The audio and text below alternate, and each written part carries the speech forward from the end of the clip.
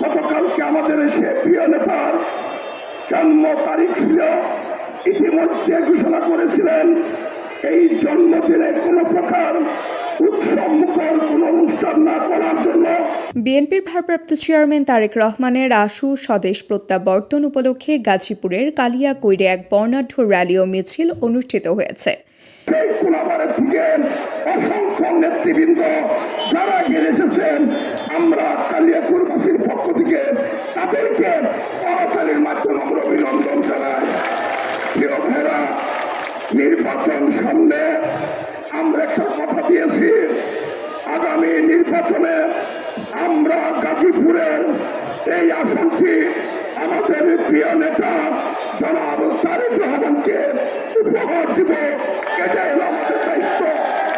আমরা ছাত্র জীবন থেকে এই দলের পিছনে থেকে দলকে সংগঠিত করেছি।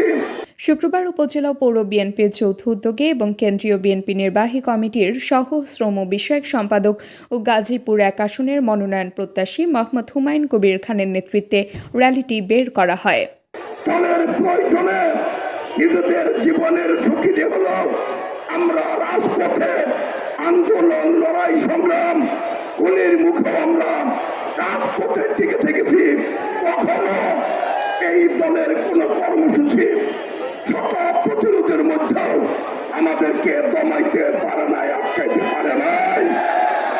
এই নির্বাচনকে সামনে রেখে যারা বিগত দিনে দলের জন্য ঝুঁকি গ্রহণ করে নাই, দলের মিছিল মিটিংয়ে অংশগ্রহণ করার আগে নিজের নিরাপত্তা নিয়ে চিন্তা করত। এই দলের কাজ করতেছে, আগে কোন সমস্যা হবে কিনা, মামলা হবে কিনা, পুলিশে ধরবে কিনা, পুলিশের তালিকায় নাম আসবে কিনা, এটা যারা চিন্তা করে মিছিল মিটিংয়ে দলের দায়িত্ব পালন করে নাই, আজকে তারা দলের কাছে নমিনেশন চাচ্ছে। কালিয়াকৈর নিউ মার্কেট চত্বর থেকে শুরু হওয়া র্যালিতে হাজারো নেতাকর্মী ব্যানার, ফেস্টুন ও স্লোগানে অংশ নেন। র্যালি বিভিন্ন সড়ক প্রদক্ষিণ করে কালিয়াকৈর বাস স্ট্যান্ডে শেষ হয়। শেষে সমাবেশে বক্তব্য দেন মোহাম্মদ হুমায়ুন কবির খান, বীর মুক্তিযোদ্ধা মোহাম্মদ আব্দুল লতিফ সহ বিএনপি অঙ্গ সংগঠনের নেতারা।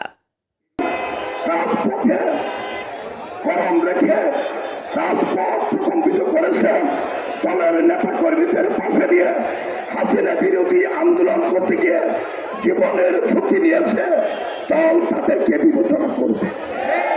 আমরা সেই বিবেচনায় আমি মনে করি আমাদের নেতা তারেক রহমান বলেছেন মিছিলের সেই ব্যক্তিকেও তিনি মূল্যায়ন করবেন।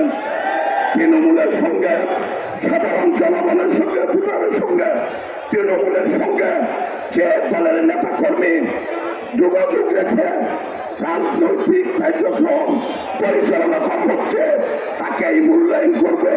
এটা আমাদের নেতার নির্দেশ।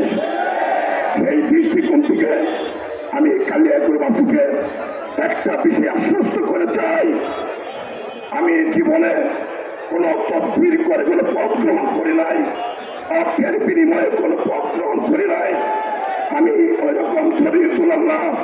আমি এখনো বিএনপির কর্মী বেষ্টিত রাজনীতি করার জন্য চেষ্টা করি। তাবাসসুম হকানিকা, দৈনিক আজকের বাংলা। দৈনিক আজকের বাংলা .net